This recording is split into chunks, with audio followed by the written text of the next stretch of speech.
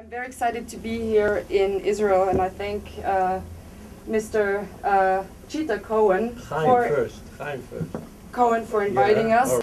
The State of Israel is a modern incarnation of one of the ancient sources of today's civilization. Our civilization, Western civilization, traces its origins to the confluence of Judaic, Hellenic, and Roman cultures in what eventually became Christian Europe. This civilization is now under siege, both from without and especially from within. I am here today to represent two defenders of our civilization, the citizens' movements Pax Europa, in German it's called Bürgerbewegung Pax Europa, and a group called Act for America. Let me tell you a little bit about each one. Pax Europa is a European civil rights movement and a human rights organization. Our objectives are to protect not only the democratic, free, and secular rule of law in our country, but also to struggle for European culture based on the Judeo-Christian traditions and especially on the values of the Enlightenment. These are the values that are currently under threat throughout the nations of the West. In order to achieve our objectives, we offer lectures, panel discussions, and conferences. In addition, Pax Europa also participates in the OSCE Human Dimension, of which I will have the pleasure as of Thursday and Friday to attend another conference in Vienna, in the Hofburg. We are an independent, non-partisan movement. We clearly distance ourselves from all right-wing or left-wing extremists and all xenophobic movements. Our sole purpose is to champion the values and freedoms that form the cornerstone of our civilization. Pax Europa is the enemy of anyone who threatens those values and freedoms, and the friend of anyone who defends them. Act for America is the largest national security movement in the United States. It is an issues advocacy organization dedicated to effectively organizing and mobilizing the most powerful grassroots citizen action network in America. We are committed to informed and coordinated civic action that will lead to the public policies that promote America's national security and the defense of American democratic values against the assault of radical Islam. As an Act for America international chapter leader from Austria, I wanted you to know just how much a safe and secure Israel means to me and to Brigitte Gabriel, our organization's founder and president, who was able to save her life by escaping into northern Israel from war-torn Lebanon in 1982. And here's what she says. "We value you immensely. We work and fight and pray for you. We support Israeli-made products. We are constantly promoting pro-Israel rallies in the West. We are in your corner and at your side every step of the way." She also says, "Thank God for Israel. Know that we will do anything in our power to love, respect, and defend you. May God bless you." These are Brigitte Gabriel's words. Ladies and gentlemen, no civilization is eternal. Because Western civilization has been in the ascendant for the last few centuries, there's a tendency to think that what we have built is the final state at which mankind has arrived, that we have reached, as Francis Fukuyama put it, the end of history. This is the hubris of the highest order, especially given that all the indicators of the dangers currently faced by our civilization from both within and without. The signs may not always be obvious, but they are there, and they are growing in number. The death of a civilization does not only come when sand dunes drift in over the rubble of a once proud city. The end is not necessarily marked by an invasion of barbarian hordes, or the burning and looting of our homes and businesses. A civilization can also die from within, when it forgets the core values that once made it great, when it stops believing in its own fundamental tenets.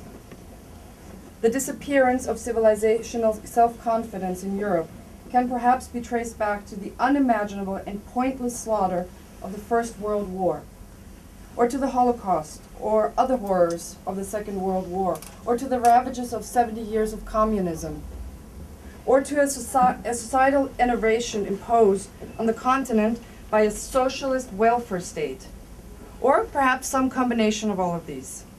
Whatever the reason, European civilizational self-confidence is all but gone. This is why multiculturalism has become the dominant ideology in Europe.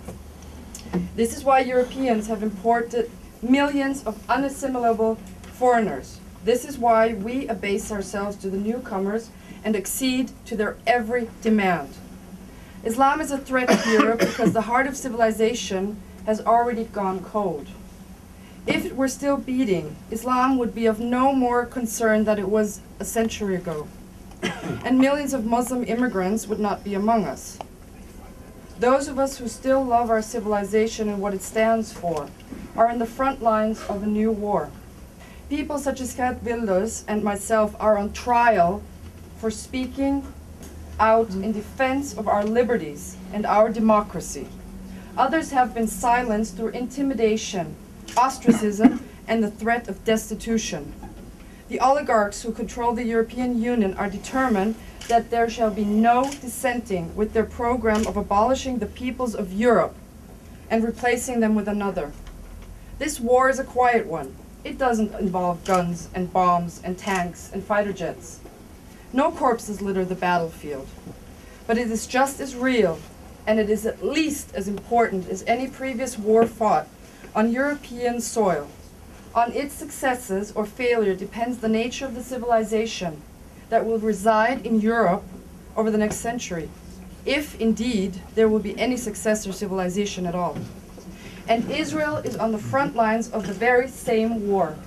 Israel is surrounded by the barbarism and backwardness and destitution that awaits us all if we continue to surrender to the evil forces that would destroy Western civilization. We have only to look at what has happened in Lebanon over the last 50 years to see what the future that awaits a modern multicultural Europe. And we only have to look a few kilometers to the south of this spot, actually Ashkelon, the speech was supposed to have been said in Ashkelon, of this spot to see what Israel would be like if it were not inhabited by the Jews. A satellite photograph of the Gaza Strip reveals something telling. When you move a bit south from Ashkelon or a bit west from Sderot, the rich and productive landscape of Israel abruptly ends and the vast wasteland of Gaza begins. This wasteland extends further south into Egypt, east into Jordan, and north into Lebanon. Israel is an oasis of civilization in a desert of barbarism. This is why Israel is so important to the struggle against the great jihad. Anyone who's committed to resisting Islamization will find in Israel a natural ally. This is not a matter of left and right. Sharia has no respect for any of our political parties. It does not recognize the very foundation on which our diverse political structures rest. Make no mistake about it. The fight against Sharia is a fight to save civilization itself.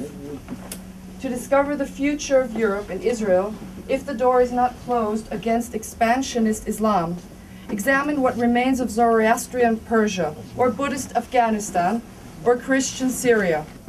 This is what awaits us if we do not act now.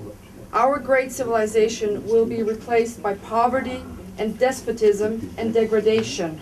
Our civilization is ours to reclaim if we only have the will to do it. Our moment has come, and I thank you very much for your attention.